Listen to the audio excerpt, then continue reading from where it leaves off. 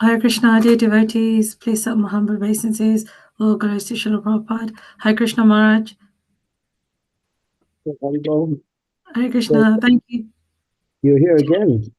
Yes, I'm here again because I can't be there with you guys, so I thought I can be here. Good, and we're happy.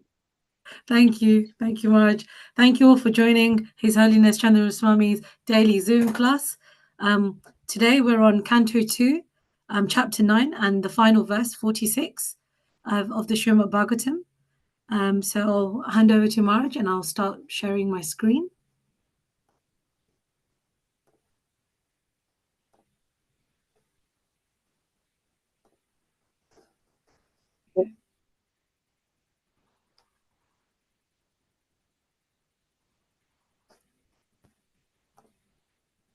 Is that visible, Maharaj? Is that okay?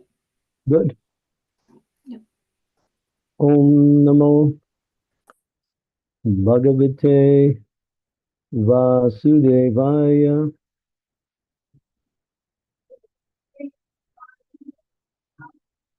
Om Namo Bhagavate Vasudevaya.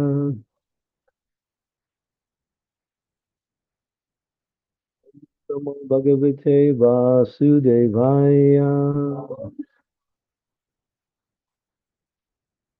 Utaham Tvayo Pristo Vaidrajak Purushat Idam Yata Sita Upakasyas Kyaste Prashnam Anyam Chakrits Nasaha. O king, now you have to drop it down a little. I can't see that one word. Okay. O king, your questions on how, as to how the universe became manifested. Is that fan too loud? You can shut it off. Shut the fan on, please. O king, your questions as to how the universe became manifested from the gigantic form of the personality of Godhead, as well as other questions, I shall answer in detail by explanation of the 4 verses already mentioned. So here we're going to get a further explanation of the questions based on these 4 verses, which were called the nutshell verses in the 2nd canto, 9th chapter, verses 30 through 36. Now this is the final verse, and then this will all begin in the next chapter. Purport. As stated in the beginning of Srimad Bhagavatam, this great transcendental literature is the ripened fruit of the tree of Vedic knowledge, and therefore all questions that can be humanly possible regarding the universal affairs, beginning from its creation, are all answered in the Srimad Bhagavatam. The answers depend only on the qualification of the person who explains them. The 10 divisions of Srimad Bhagavatam, as explained by the great speaker Srila Sukadeva Goswami, are the limitation of all questions, and intelligent persons will derive all the intellectual benefits from them by proper utilization. Here's the glorification of Srimad Bhagavatam, and the answers depend on the quality of the person who answers them. Okay, let's go to the next chapter, verse number 1. Sukha Sukha Uvacha Atra Sargo Visis Sargas Staram Posanam Uttayam Manvantare Sanukanta Nirodo Muktir Asrayaha. Srila Sukadeva Goswami said in the Srimad Bhagavatam, There are 10 divisions of statements regarding the following. 1. Creation of the universe. 2. Subcreation. 3. Planetary systems. 4. Protection by the Lord. 5. The creative impetus. 6. The change of manus. 7. The science of God. 8. Returning home back to Godhead. 9. Liberation. And 10. The sunam bonum. So in this verse, there is the mention of the 10 subject matters which make up the Srimad Bhagavatam. So make a note of it. Remember this verse if you want to remember what is the Bhagavatam about? It's about these 10 categories.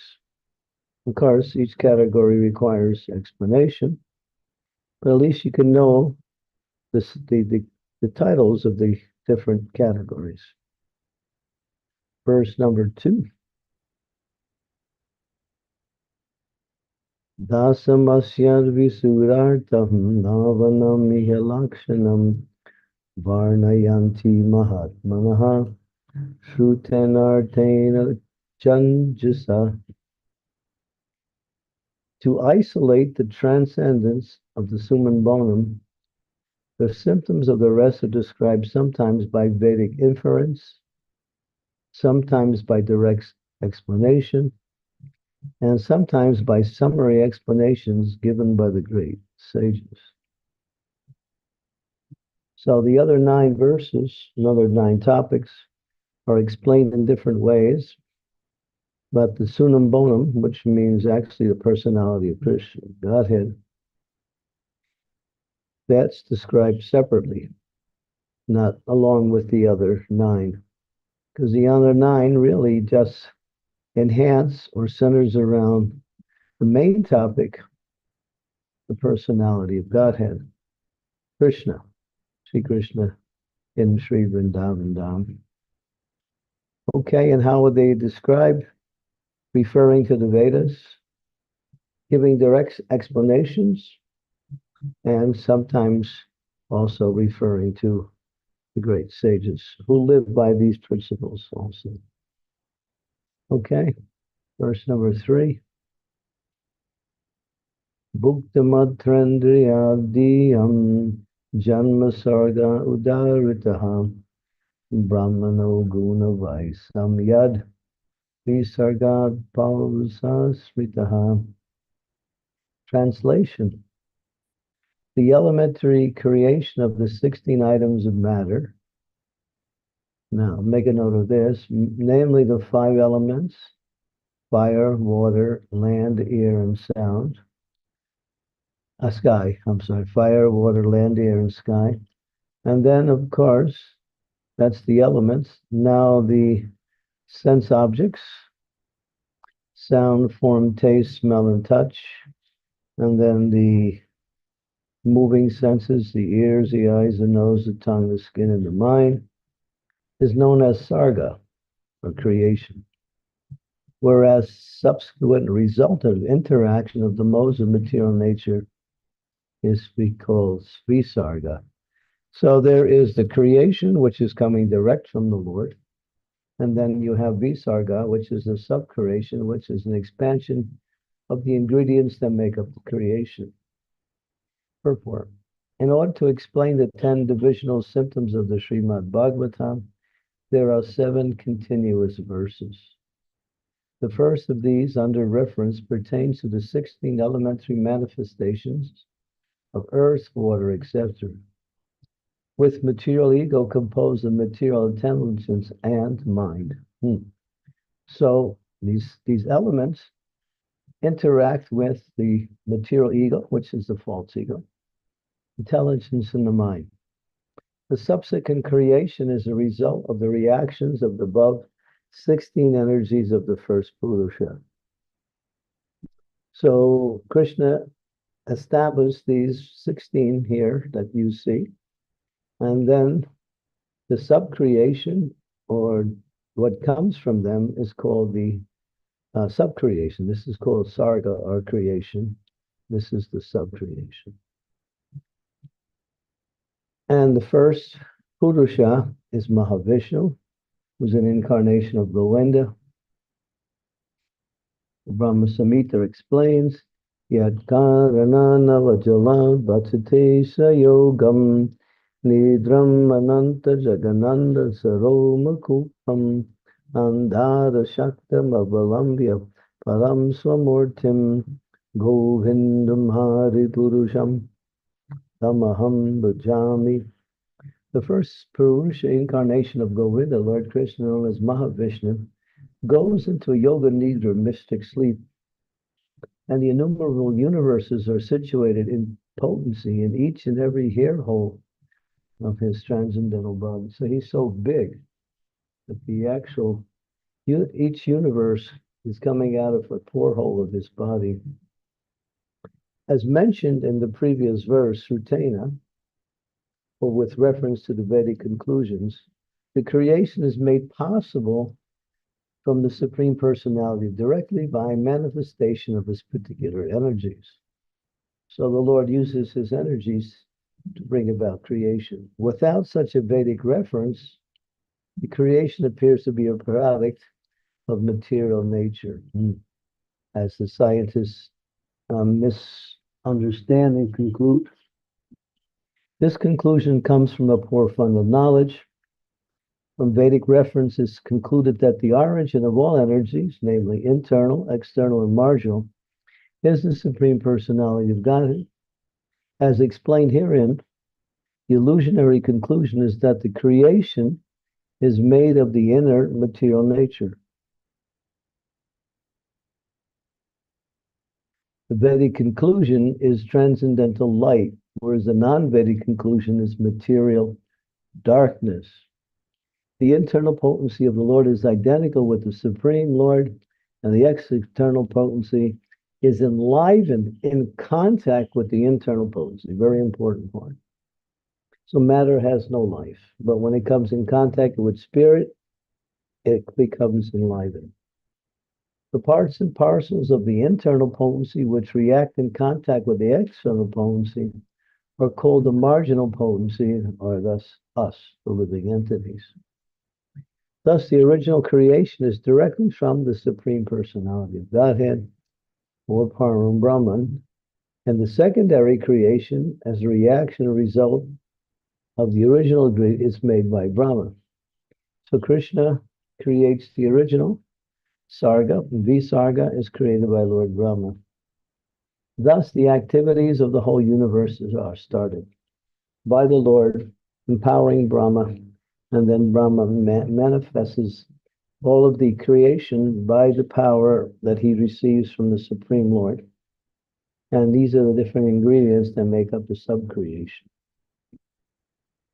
Okay, Omagyan Timirandasya Ganajana Salakaya Nimritamyena Tasmai Shri Guru Vedamaha Namam Vishnu Vadaya Krishna Vasai Bhutale Shrimati Bhakti Vedanta Swami Tinamane Namaste Saraswati Devi Gaudamani Nivasesa Sunyavari Paschatya Re Sutarne Panchakalpa Durvasya Griva Sidhu Vevacha Taranam Pavane Vyopais Jai Shri Krishna Chaitanya Prabhu Nityananda Shri Advaita Gadadhar Shri Gaur Bhaktivinoda Hare Krishna Krishna Krishna Hare Hare Hare Rama Rama Rama Hare Hare. So you're hearing about creation and subcreation, and as we mentioned, the Lord is he creates the elements and the objects of the senses along with the senses, and then the rest of the creation emanates from the original source, or Krishna. And Brahma, due to his level of intelligence, manifests the subcreation, where he actually produces living entities by inspiring certain personalities to be what is called progenitors. Progenitor means one who brings about the next creation. And there are many progenitors, and Many of them, most of them, practically all of them, are coming from Lord Brahma. So that is the sub-creation. So in these first three verses here, we get the answer, or we get an explanation of the first two principles of the Bhagavatam, Sarga and Visarga. And both are important, obviously, but Visarga comes from Sarga, and Sarga comes from the Lord. So creation, actually, the elements that make up creation are not man-made. They come from the Lord directly. So people want to understand how creation exists. Krishna actually creates the elements. He creates water, he creates fire, he creates sky, he creates, all of these elements. He creates land. All of these elements are created by the Lord, and they have their characteristics. And we know these different elements by their characteristics. And so that knowledge is ultimately coming from Lord Brahma, who is inspired by that knowledge by Krishna. And so now you have an explanation, at least a basic explanation of the creation and subcreation. I think many times we have discussed how it manifests, how Lord Mahavishnu glances over material energy and it starts to move. Brahma comes in, starts formulating the different elements and produces the bodies that make up the living entity. And then the living entities are also injected into that Mahatattva, and then they enter into the particular body according to their past. Everything is nicely orchestrated and nicely organized. Nothing happens haphazardly. When you hear the scientists, they give their explanations. They just talk about haphazard, and based on haphazard, they come up with some conclusion that there was a whole bunch of gases and they're just floating around. And somehow, because of the nature of the gases, there's some friction, some correlation, and all of a sudden, things start to manifest it. And then at a certain point, it all explodes. And here we are. Really makes sense. It's called the Big Bang Construction Company. Has no knowledge and no theory. It's just completely dreamlike. That's all. Because they don't know and know that they want to find out from the actual source. So they use their imperfect senses. And based on that, they come up with these various theories, which are at best theories, but they're not even theories because they don't go any farther to explain what is the basis of the theory. So you have, but if you take knowledge coming from Krishna, who manifests that knowledge into the hearts of the pure devotees, then you get that knowledge directly, which is coming from the perfect source, not from someone who has imperfect senses. Because someone who's in perfect senses cannot give you perfect knowledge. That's why we say people in the material world, their knowledge is always imperfect because their senses are imperfect. Their senses are limited. They can't perceive beyond a certain point. And even within the limit they perceive, it's all based on speculation. Because they can't even understand, just like they look through their microscopes and they see an atom. But then they see an atom and it starts moving in a certain way. But then it moves in different ways. So they see it moving as a wave or as a element. And then they make some theory based on what they see. And they come up with all kinds of definitions that make no sense. So they call that science. Huh. And we grew up with that stuff. Right. And we believe it too. Even now, we still believe it. But if we have to go to authority, and Krishna makes the knowledge known through his words. His words are actually manifested. He says,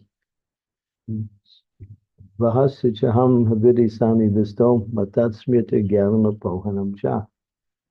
Vedaishtasaham eva veda veyo Vedantic Veda Veda Vachaham. I am the compiler of the Vedas. I am the knower of the Vedas. And the Vedas are meant to know me. So Vedic knowledge is coming from Krishna. And he compiled, he put it together. And the purpose of the Vedas is to know Krishna. But in the Vedas, there are so many scientific and philosophical principles that connect with the absolute truth. So there's a lot to learn, even not even directly Krishna, but indirectly Krishna through his different energies. But just to look through some microscope or telescope, which is made by imperfect senses, and come up with some theory, even the scientists will admit that what they find is only something, and they know that if they keep looking, they'll find something more. So they say that, yes, this is what we know so far. But they understand there's more. Therefore, would you take something that is just saying, well, this is knowledge right now, but it may not be knowledge later? Only a fool will accept something like that. Well, you're giving me something that you call knowledge, but in due course of time, it will no longer be true. So why should I accept it? It would be logical. But if we do hear from the authority, from the source, then we get the perfect knowledge, and we can understand how it applies to us in our day-to-day life. So go down the page and see what else is there in this purport. Okay.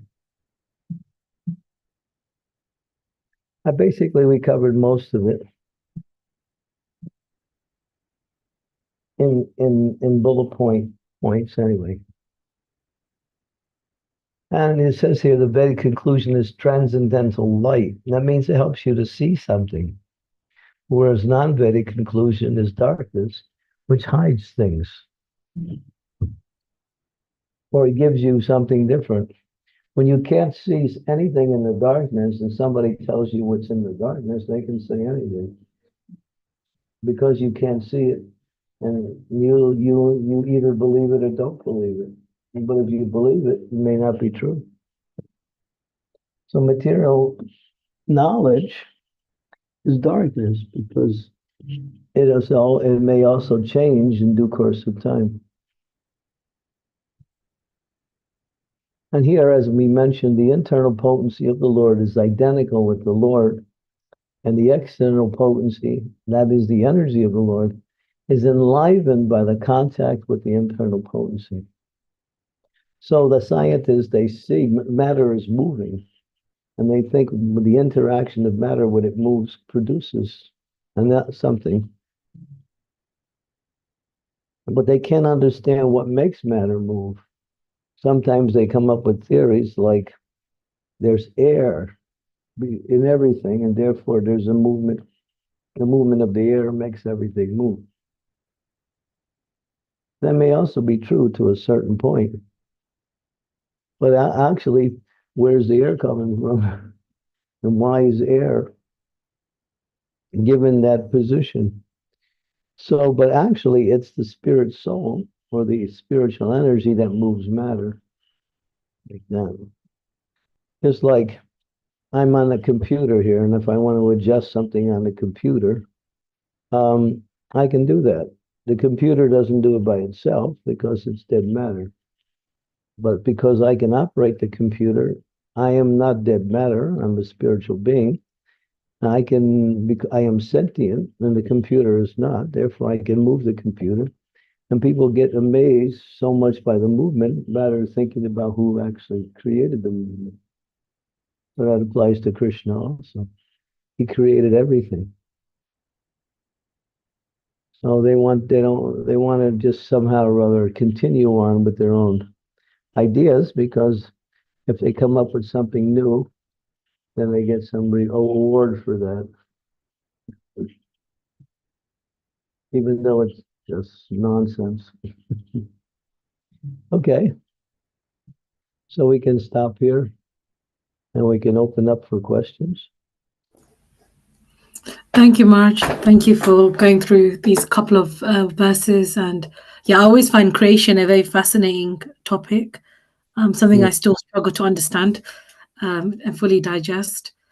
But yeah, devotees, do you have any questions that you'd like to ask Marge regarding this topic that we've just spoken about? Please do raise your hand, or you can pop your questions in the chat. I'm not sure. Got questions in the room? I got some devotees here with questions. Sure. Prasida Chaitanya, you want to speak some?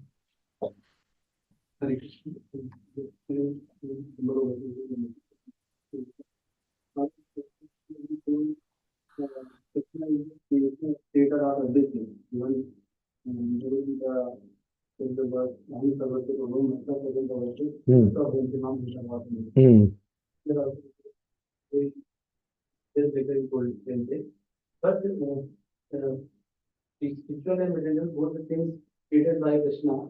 So in the material world, each everyone who was sitting there, but we don't have tendency to love others.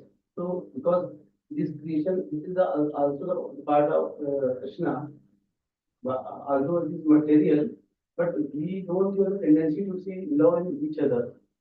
So how can we, we should create the tendency that we can develop that love for each other? Yes.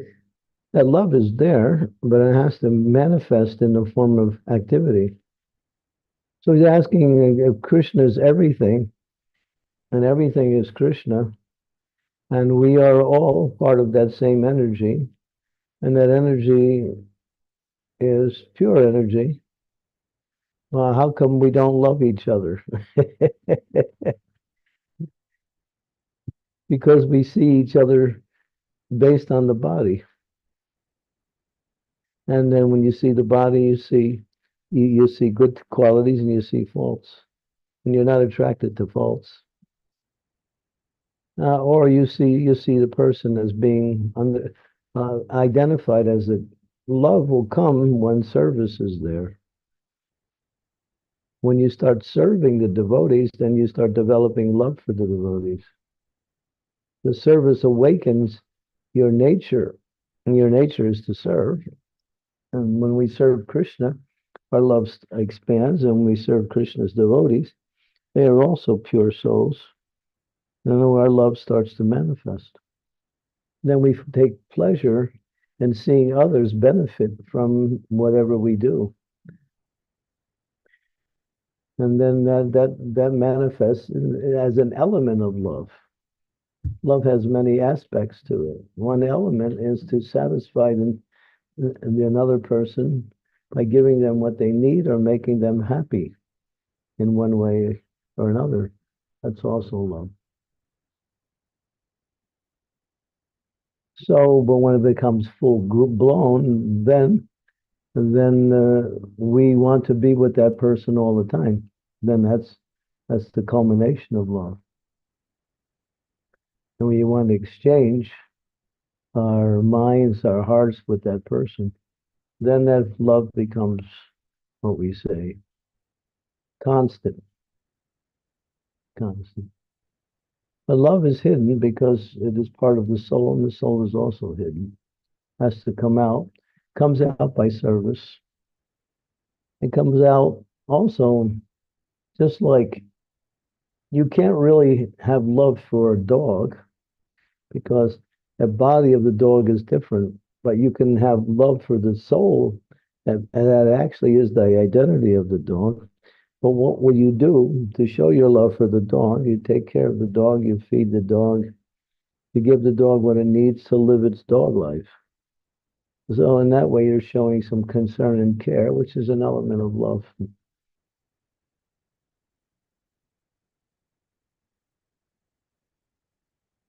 Make sense? Okay. But Chuta, you can't really get anybody to ask questions, huh? What happened? Yeah, not today. I'm not sure why. Yesterday was the same yesterday, too. Yeah. But you know, devotees, I'm not sure if Yeah, you're. I You always must have say questions.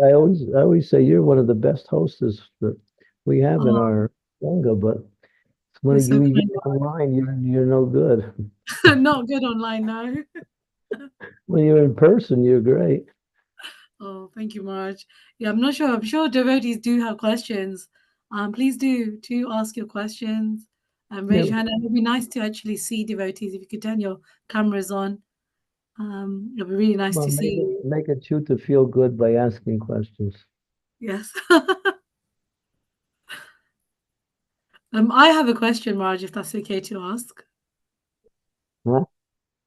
Their messaging she would mind from they're always asking questions, but they are here. Don't go like Yeah, well, we got the purport Yeah. that the persons who always ask questions are here with me. Oh, they're in present. Yeah, they're in your presence. Yeah, Um, then so you're on the lower side there.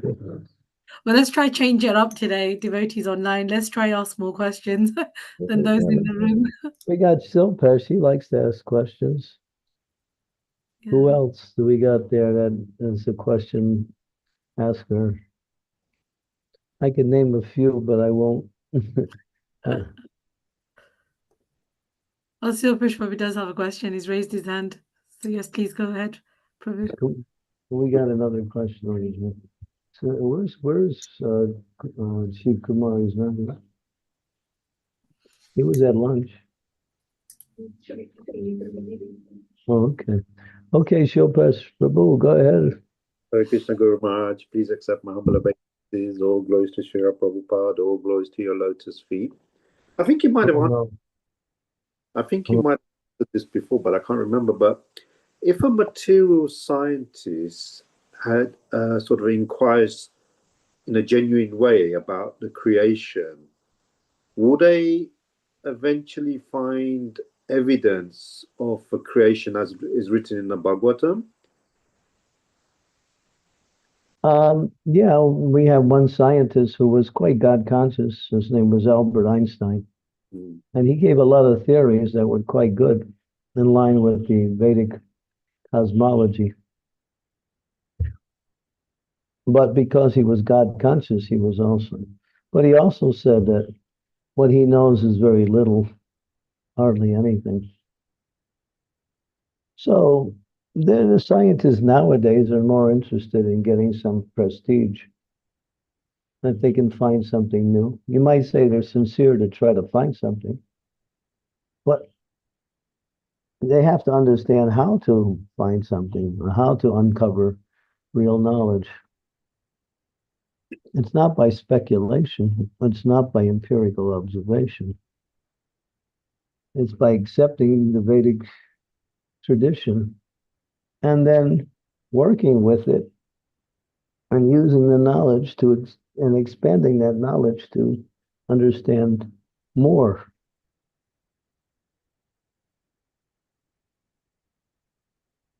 We had one devotee, Sri Damodar Goswami Maharaj. He was a scientist and a great devotee of the Lord. And he wrote so many scientific papers based on Krishna consciousness. And he also wrote articles, and he was also given some acclaim by the material scientists. But he got all his knowledge from Prabhupada or from the Vedas.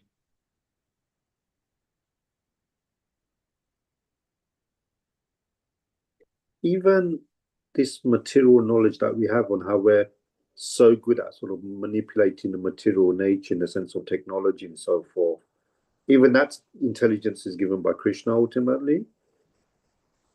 But people want to, well, people are always trying to manipulate the material energy to make it work in such a way as that it'll facilitate their desires. That's the conditioned soul. So everyone has some ability to manipulate things. But that doesn't mean, just because you can manipulate things, doesn't mean you're going to come up with some truth based on manipulation.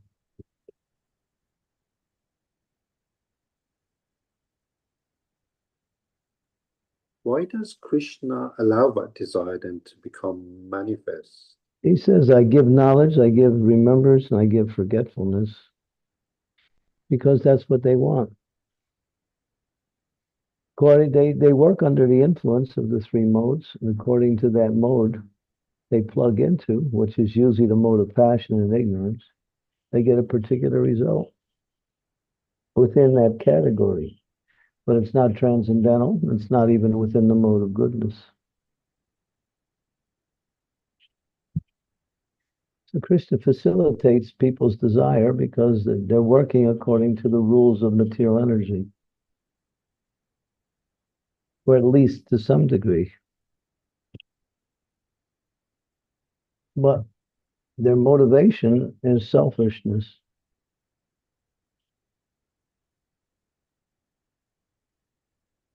If we have to hear from these selfless, pure devotees who simply want to communicate this knowledge for the benefit of the conditioned souls. Knowledge is meant to be used to help people and not as an egoistic trip. You have knowledge, so you can take that knowledge and use it to serve others with that knowledge.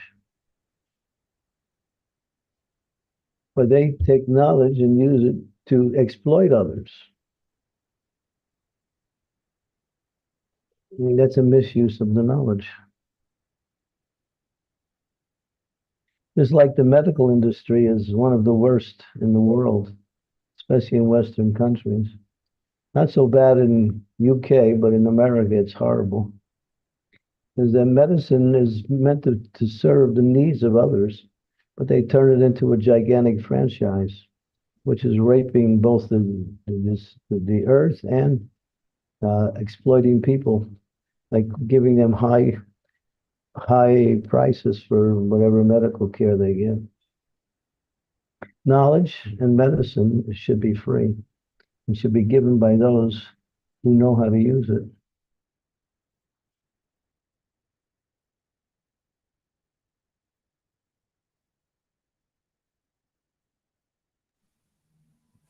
So what we're talking about is the difference between serving and exploiting.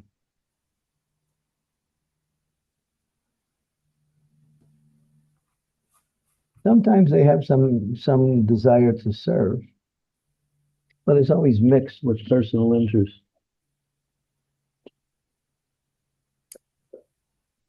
Devotee serves for the benefit of others or the benefit of Krishna and doesn't ask anything from the service, not even to be recognized by the service. Devotee is happy just to serve. That's a devotee. Because service is our nature. And if we continue to exploit our own nature, then we see how it develops into something wonderful. Those who are always in the mood of service are always happy. Those who are in the mood of trying to get something all the time, they're never happy.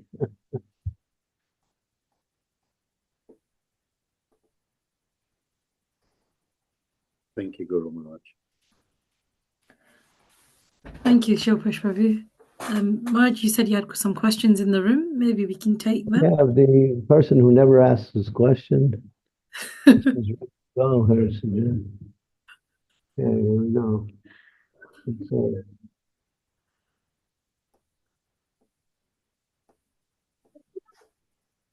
Some material element, we understand that this is the energy of the Lord. Right. But Mahavishnu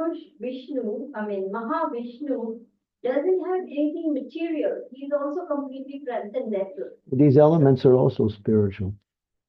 So they are also in the body of the Lord. Yeah, well, they're created by the Lord, but they're in what is called the pradhan, and in an aggregate state.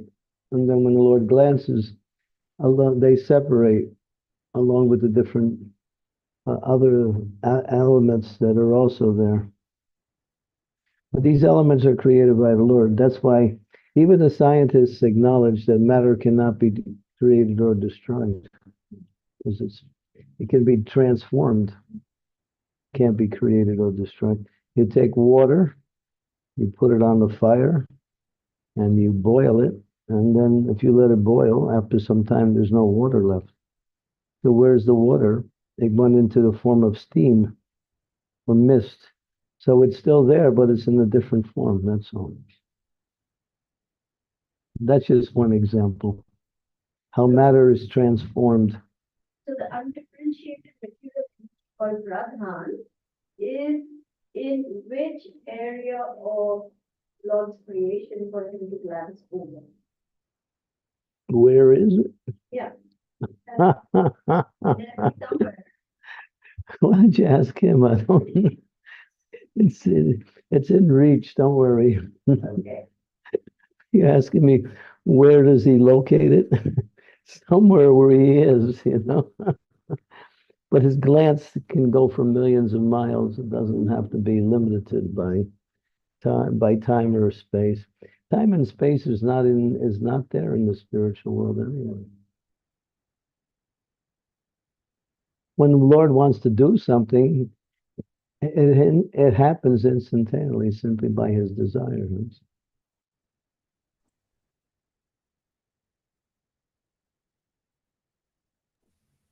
Okay. Thank you. Thank you. Thank you, Sridhar Mataji. We have a question from Bhagwan Chaitanya Prabhu. Hare Krishna Guru Maharaj, please accept my humble obeisances. All glories to you, all glories to Srila Prabhupada, all glories to Vaishnavas everywhere. Guru Maharaj, I was laughing so hard when you said the gases move around and Big Bang Construction Company. That was funny. Big Bang Construction Company. That is what scientists believe. This is true. That is pretty so funny.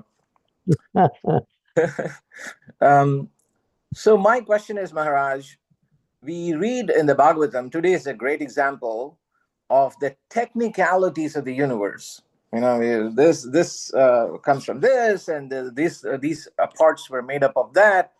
And then we also hear interaction of jivas with the Lord, or jivas with jivas, which is mostly about devotional service, about being fallen, about being highly elevated, and all these things. So should we focus on the devotional service parts more in the Bhagavatam and pay less attention to the creational aspects of descriptions of creation, Maharaj? Or how should we think about this? It doesn't say anywhere where one of these things is more important than the other. There's only one distinction made. It's called the Sunam Bonam, which is Krishna, the personality of Godhead. That's most important. There's where you focus. But all of these other 9 categories, which have different aspects to them, knowledge of aspects and certain interactions, they're equally important because they make up the creation and the subcreation. And there's some that are like the changing of the manus. Posanam means protection by the Lord. So all of these 9 other categories, you can't say one's more important than the other. But you can say that the 10th category, Sunam Bonam, is. That's why in the verse we read, it says that there's a distinction between the other 9 and Sunam Bonam.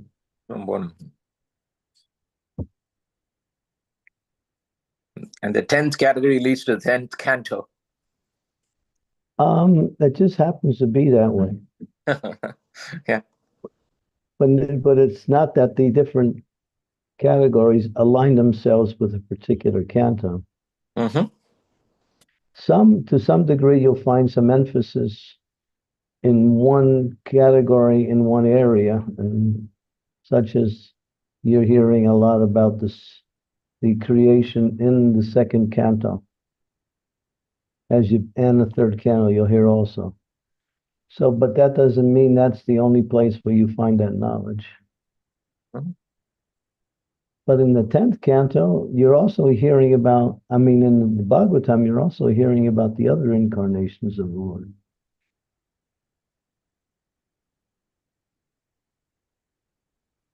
But the third chapter of the first canto says, Ete cham sam kalam pumsam Krishnastu Bhagavan Swayam. And there's a little bit more to the verse, which I don't, Bakalam Kulam.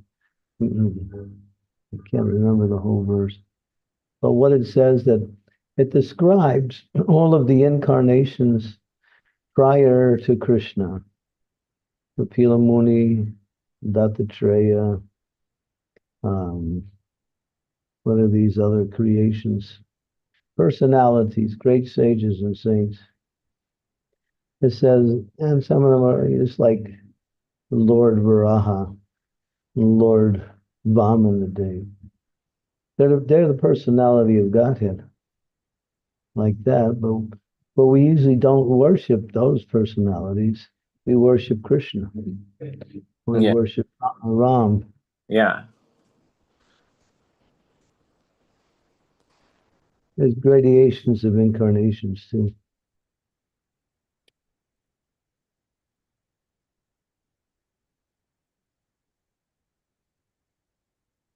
Does that help? Yes, it does. All of it is transcendental, and the creation. I ask because there's a slight distinction, but the creation, it sets in my mind the glory. We say he's all powerful, he's all knowledgeable. Well, guess what? When you create about what he created, when you hear about that, that itself is amazing. So thank you, Maharaj. Yeah, it is amazing. Yeah. Yes. Anything about the Lord is amazing. Yes. Thank you, Maharaj. Thank you, Bhagwan Prabhu, for your question. We have a question here from Siromani Radha. Yes, sure.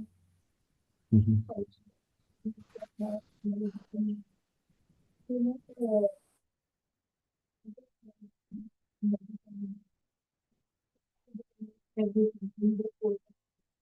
whenever Krishna gave us things, we thought, okay, and Krishna used to see, okay, Krishna wants to give us, it's very good. But when Krishna started taking things from us, that time he forgot everything. That everything belongs to Krishna because he's the owner, whether he takes or whether he gives. Right. That time he forgot everything, philosophy and everything. So why it happens? Because you're in Maya. That's what. The Lord giveth and the Lord taketh away. Blessed be the Lord. That's the prayer. So we like when he gives, and we don't like when he takes away. And what he gives is his, and what he takes away is also his. So if we're claiming that what he gives us is ours, then we're in trouble. It's not yours. He's given it to you to use. That's all. So that is because that false ego. Yeah, the false ego says, "I and mine." This is mine. This is I. Well, you have to see it's all based on the body. Therefore, it's temporary. Therefore, it's material. Whatever we have right now will be gone in time, and we'll also, during the time we continue in this life, we'll gain things and we'll lose things. Things come in and out. The movement of material energy is always changing. Sometimes things come and sometimes things go. It's the way it is. And you can't say why, because there's no answer to that. You can sometimes try to understand why, but you may not understand why the Lord is taking away, why he's giving us. Sometimes you can see when the Lord is giving you something, you can see the reason why it's happening. And when the Lord's taking away something, you may also be able to see why, based on reflecting about what am I doing, what am I thinking, how am I acting.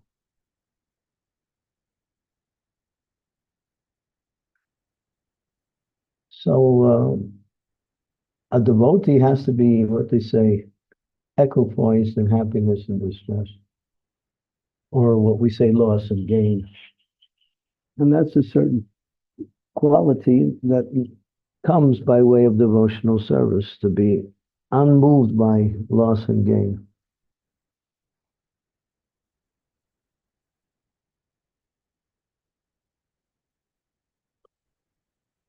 Sometimes we should sometimes reflect, well, I didn't have this before, now I have it, and now Krishna took it away before.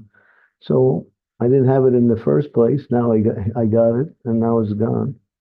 So why should I worry? In the first place, I never had it. But I like it.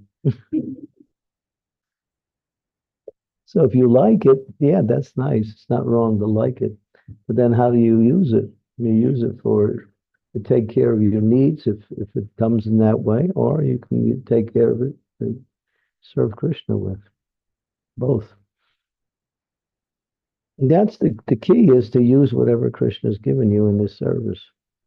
And you'll find, and then Krishna works this way, the more you use what you have in Krishna's service, the more he gives you. Because he can see that you understand and you're using it in the right way. But if you just receive things and don't use them, then Krishna may not give you any more. Or he might even take away those things he gives you. Because you don't know how to, you don't appreciate them, you don't use them. Like time. That's one. We don't know how to use time properly, then we always find ourselves with no time. Those who use time, know how to use time, they always have time. That's just an example.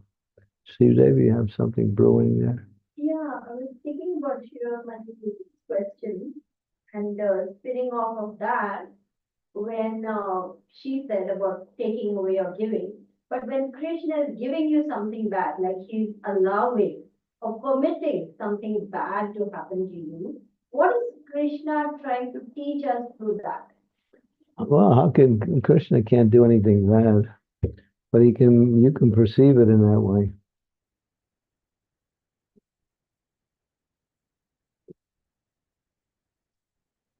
If you perceive it according to like and dislike, then you put it into one of the two categories. This is bad, this is good. This is good because it helps my devotional service. This is bad because it takes away from my devotions. That's how you can categorize it.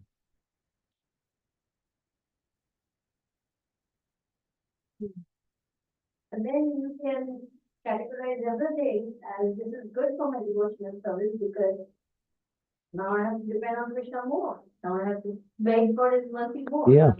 Need for strength more or something like that. Even what is perceived as bad can turn out to be good. Yeah, when you understand it's not really bad, but it has a purpose. There's something about it that you can gain from that. Okay, so another question? Yeah.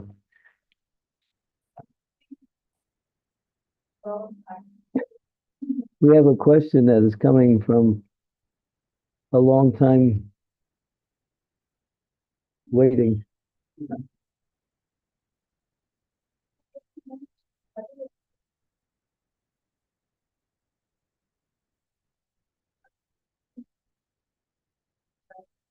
Suspicious.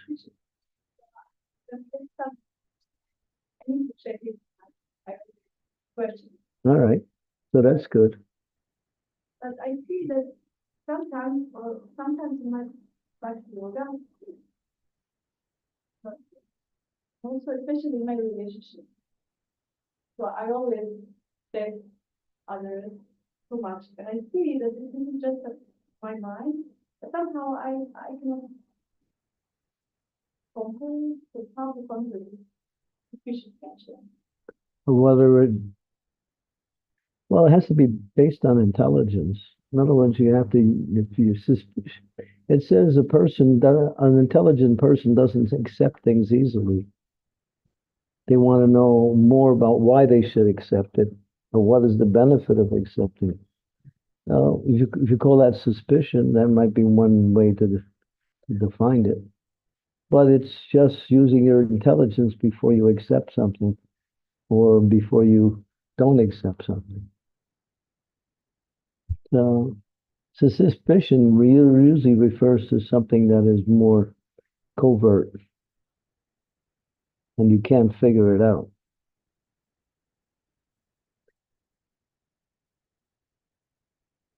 So it's not suspicious, but it's questionable. That's good. But then again, you have to come to some conclusion after some time.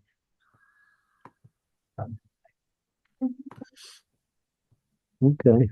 How to use your intelligence to understand things? It's the question. Well, then that way we can refer to Guru Shadow Shastra in order to clarify our suspicion or doubts. And there's things you just let go, and there's things you don't accept. And a lot of things that come our way are really not important.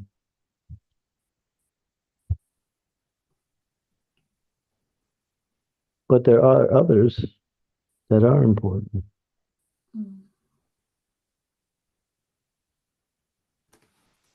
Does that help? Okay. But being somewhat critical or questionable is a sign of intelligence.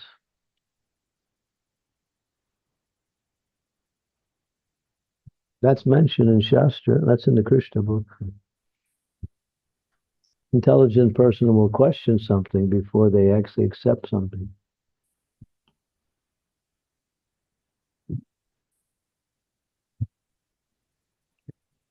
Okay, I'm going to have to end a little earlier today because tomorrow we're going on a very early trek, and we still have only a few hours left in the evening to finish up our business here. So Sure. while I won't be able to do class tomorrow, tomorrow's Monday, so I'm sure someone will come and fill in for tomorrow. So they point them towards the fourth verse. Make sure they understand that it's the fourth verse is the next verse. Yes, sure, Maharaj. I will do. We'll let Srimati Mataji know. But yes, thank you, all devotees, for your time. Thank you, Maharaj, as well, for giving us your Sorry time. I have to leave early, but it's just the way things are. No, your time that you've given us is valuable so far. So thank you so much. And yes, thank you, devotees, for tolerating me as well on the Zoom. Thank you, Mataji. Thank you. And yes, thank you, Maharaj. I can tolerate you forever. I can tolerate you forever. Oh, thank you, Maharaj. That's all I need is you to tolerate me. Not a matter of toleration. I just welcome you. Thank you. Oh, thank you. You're so kind. So kind. Don't deserve this mercy. Hare Krishna, Maharaj. Thank you, everyone, for your time. And yes, please do join the daily call tomorrow. Like Maharaj said, we'll be going on to the fourth verse. And we'll continue the study of the Srimad Bhagavatam through these daily Zoom classes. So thank you all. Srimad Bhagavatam ki jai, Srila Prabhupada ki jai. Prabhupada. So much, Guru Maharaj. Hare Krishna. Hare Wonderful. Krishna. Thank you, Guru Maharaj. Thank you very Hare much. Krishna, Guru Maharaj. Thank Hare you. Krishna, Guru Krishna. Maharaj. Thank you very Thank you much. so much. Hare Krishna. Thank you, Guru Maharaj. Hari Hari. Hari Bol. Thank you, Guru.